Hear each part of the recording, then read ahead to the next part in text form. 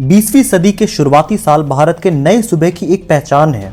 जहां नए उद्योग अंग्रेजों से लोहा लेने को तैयार थे, वहीं कुछ नए उद्योगपति भारत को बदलने का सपना देख रहे थे। फिर चाहे वो मद्रास और बॉम्बे की टेक्सटाइल मिल हो या कलकत्ता में बढ़ता भारतीय कारोबार हो, इन सब के बीच 1907 में शुरू हुई टाटा स्टील बढ़ते भारत की एक मजबूत स्तंभ के जैसे बनी। टाटा स्टील की कहानी और साक्षी शहर भारत का पहला प्लांट सिटी बनना औद्योगिक विरासत की एक पहचान है।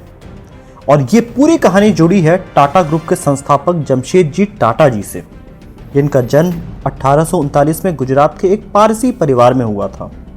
कम उम्र में ही बॉम्बे आकर जमशेद जी ने उद्योग करना सीखा और 1877 में पहली टेक्सटाइल मिल की शुरुआत की नागपुर में, और 1903 में ताजमहल होटल भी बनवाया।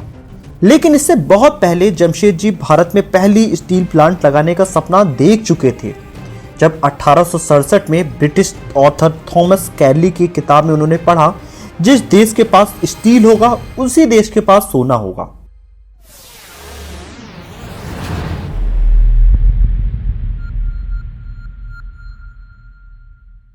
हेलो दोस्तों, मेरा नाम है दीपक, आप देख रहे हैं डिजिटल और। तो दोस्तों, जमशेद जी टाटा ने एक ऐसी टीम बनाई जिनका काम था कि इंडिया में आयरन रिच प्लेसेस को ढूंढना, जहां पे एक ऐसा शहर बसाया जा सके जहां पे स्टील का प्रोडक्शन हो सके। और इसके लिए 3 लोग इस टीम को लीड कर रहे थे: दोराबजी टाटा, शाहपुरजी सकलवाता और सीएम वेल्ड।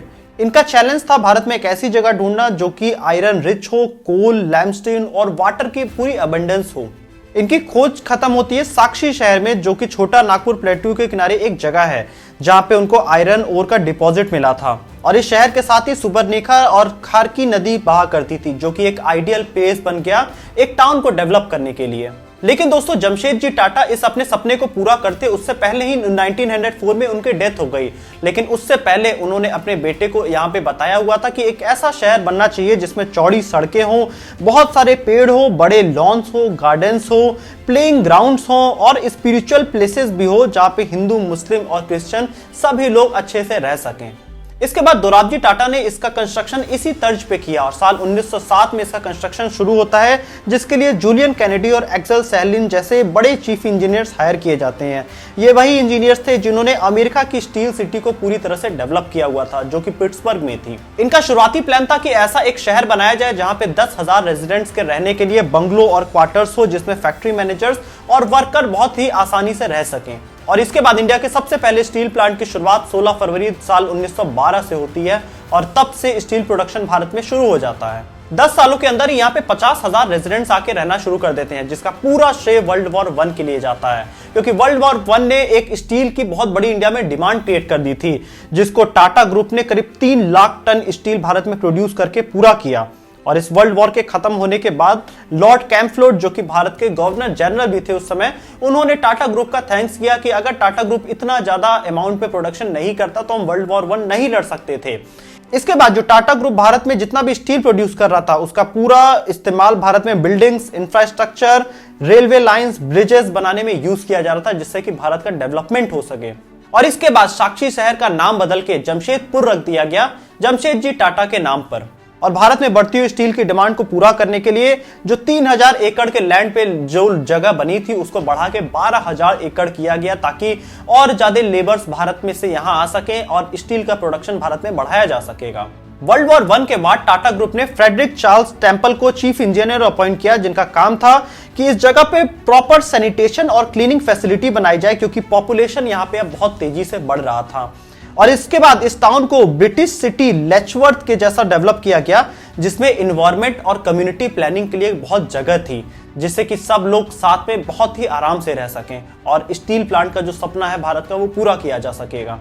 नदियों को इंडस्ट्री के पॉल्यूशन से बचाने के लिए जो रोड्स थे उसको लोअर लेवल पे डेवलप किया गया था, जिसके साथ ही सीवेज और ड्रेनेज की प्रॉपर फैसिलिटीज बनाई गई थी, ताकि पॉल्यूशन थोड़ा भी रिवर्स को डैमेज ना कर सके। इसके बाद साल 1925 में महात्मा गांधी भी जमशेदपुर जाते हैं और वो इन सारी नई फैसिलिटीज को भारत में देख के बड़े शॉक्ड हो जाते हैं, क्योंकि इस टाइप की फैसिलिटी भारत में कभी नहीं थी। और यहाँ पे लेबर्स के लिए एक प्रॉपर फैसिलिटीज थी, उनके लिए 8 आवर वर्किंग शेड्यूल था, मेडिकल लीव्स थी, bonuses, provident funds, skill development program चला करते थे। और इन सब को देखते हुए गांधी जी ने भी यहाँ पे बोला था कि हम बहुत ऑब्लाइज्ड हैं जमशेद जी के, जो कि भारत में पहला स्मार्ट सिटी उन्होंने डेवलप किया। और इसके बाद साल 1934 में बढ़ती हुई पॉपुलेशन को कैटर करने के लिए पीजीडब्ल्यू स्टोक्स को अपॉइंट किया जाता है as an engineer. PGW Stokes वही पर्सन थे जिन्होंने पाकिस्तान में आए हुए बहुत बड़े 1930 के अर्थक्वेक के बाद पाकिस्तान को रीडेवलप किया था, इसलिए उनको यहां पे लाके इंजीनियर बनाया गया था। दोस्तों, इस पूरे प्लांट को डेवलप करने के लिए ऐसे ही लोगों को हायर किया जा रहा था जिनकी बहुत बड़ी एक्सपर्टीज थी। और इसके बाद जमशेदपुर को पूरी तरह से एक ग्रीन सिटी की तरह डेवलप किया गया, जहां पे गार्डन्स और ट्रीज बहुत ही बड़े अमाउंट में लगाए गए ताकि बढ़ती हुई पॉपुलेशन से यहाँ पे एनवायरमेंट को कोई नुकसान ना हो सके। और इसके कुछ ही सालों बाद और कई इंडस्ट्रीज यहाँ पे लगाई गई, जैसे कि टाटा मोटर्स हो गया, जिसका पहले नाम टेल्को था 1945 में। और इसके साथ ही इनके अपने रेजिडेंशियल कॉलोनीज बनाए गए। सबसे अच्छी चीज इसमें थी कि यहाँ पे ऐसी एमिनिटीज थी जिसमें क्वालिटी ऑफ लाइफ और बेटर हो गई, जहाँ पे school, hospitals, playing grounds, parks, इन सब चीजों की सुविधाएं रखी गई थी। 1959 में हुए सोशियो इकोनॉमिक सर्वे ये बताता है कि यहाँ पे 50% से ज्यादा जो लेबर्स थे वो भारत के अन्य शहरों से आए हुए थे। मतलब इस शहर ने एक ऐसा प्रॉपर फैसिलिटीज बनाया था कि कोई भी बाहर से आके बच सकता था यहाँ पे। इसके बाद सेकेंड वर्ल्ड वॉर ने भी टाटा ग्रुप को और ज्यादा आगे बढ़ने में मदद किया, क्योंकि स्टील का डिमांड और ज्यादा बढ़ गया और करीब 1.5 लाख की पॉपुलेशन अब तक हो चुकी थी जमशेदपुर की। टाटा ग्रुप के द्वारा बसाया गया जमशेदपुर आज दुनिया का 84 नंबर पे सबसे तेजी से ग्रो करने वाला शहर है। यह भारत का सबसे पहला स्मार्ट सिटी है। और जमशेदपुर की सबसे खास बात है कि यहाँ पे ड्रिंकिंग फैसिलिटी इतनी बेहतर है कि आप टैप वाटर से डायरेक्टली पानी पी सकते हैं। इतना ज्यादा साफ पानी आता है क्योंकि यहाँ पे सीवेज और ड्रेनेज की बहुत अच्छी फैसिलिटीज है, जो आज से 50 साल पहले ही बेटर बना दी गई थी। आज जमशेदपुर एक ऐसा स्मार्ट सिटी है जहाँ पे स्मार्ट वेस्ट मैनेजमेंट है, स्ट्रीट लाइट्स हैं और वाटर और पावर की बहुत बेहतरीन फैसिलिटीज है। और मैं एक बहुत बड़ी बात आपको बता दूं कि यहाँ पे कोई म्युनिसिपल कॉर्पोरेशन नहीं है, उसके बाद भी ये शहर इंडिया के सबसे साफ शहरों में से एक होता है। तो दोस्तों, आप इस स्टोरी से ये समझ सकते हैं कि अगर कोई एक बड़े विजन के साथ स्मार्ट सिटी डेवलप की जाती है, जहां पे एक बड़ी इंडस्ट्री लगाई जाए, तो उसके आसपास का भी एरिया बहुत ही ज्यादा डेवलप हो जाता है, जो कि 1904 से एक सपना देखा गया था। और आज भी जमशेदपुर इंडिया का one of the best town में से एक है।